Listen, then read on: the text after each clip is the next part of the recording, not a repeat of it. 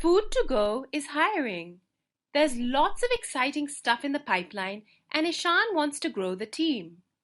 They are looking to hire one mobile app developer, one graphics designer, and one or two interns. The HR team knows just how difficult it can be to find the right candidate, so they want to make sure they take their time reviewing applications and conducting thorough interviews.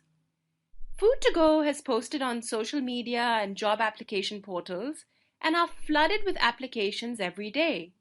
Tim wants to improve the way applications are reviewed and assessed and asks Alia if she has any suggestions on how they can use Excel to help them. Alia tells Tim to explore conditional formatting as a quick and effective visual analysis tool. Here's some data Tim's team has recorded about potential candidates.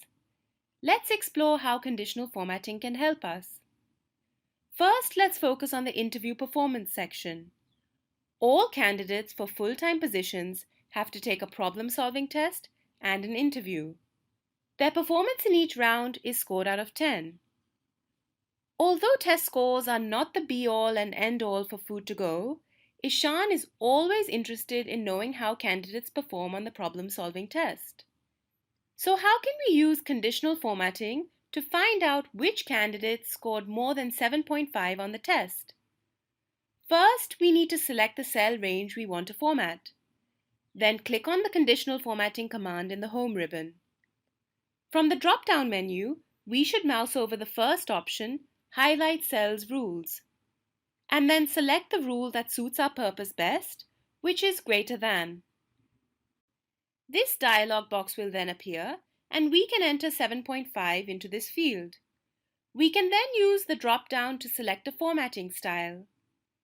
Excel lists some formatting suggestions, but we can also click on Custom Format to specify our choice. As you can see, there are plenty of options relating to font style, font color, cell fill color, and even border options. Let's just go back and select one of the preset formats. We can now press OK, and the conditional formatting will be applied to our cell range. Now it's super easy to see which candidates scored more than 7.5 on the test. You can just imagine the value add when you're working with an even bigger data set.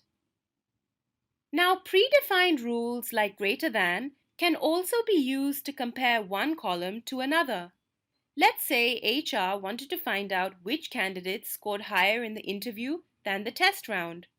Since we want to format the interview score cells, we should highlight cells H3 to H14 and then click on Conditional Formatting, Highlight Cells Rules, and Greater Than.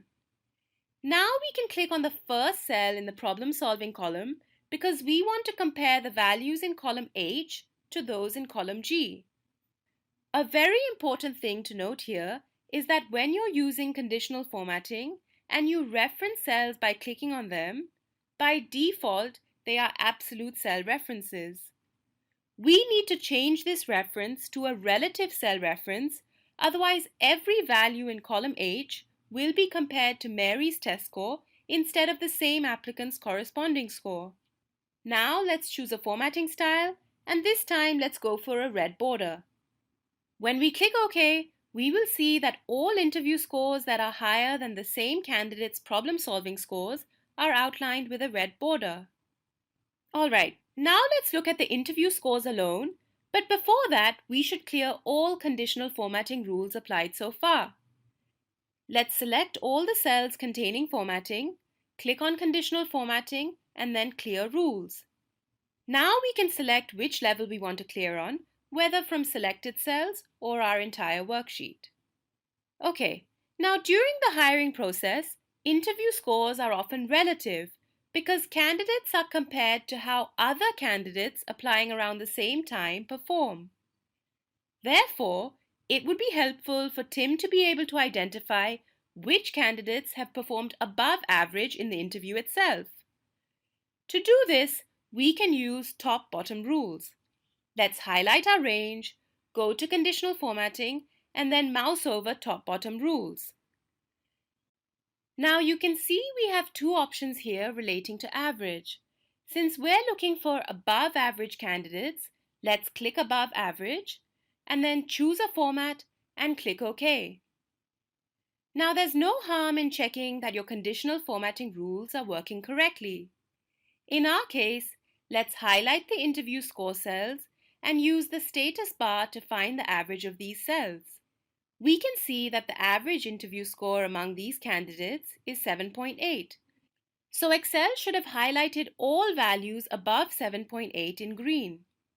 All looks good, so our conditional formatting seems to be working just fine. Let's clear all conditional formatting rules again and then try out a different top-bottom rule. This time, let's find out the top 3 candidates in each round. Now, if we highlight both columns and apply this rule, Excel will look for the top 3 values amongst all cells highlighted. To see the top 3 candidates in each round, we need to do this separately for each range. Let's select the cells in column G first, and then go to Conditional Formatting, Top-Bottom Rules, and then select Top 10 Items. Now in this dialog box, we can change the number 10 to 3 because we're only looking for the top 3. Again, we can change the formatting style if we wish, but let's leave it as is and click OK. Now we can repeat the same steps in the next column. So highlight, Conditional Formatting, Top 10, change to the number 3, and let's go.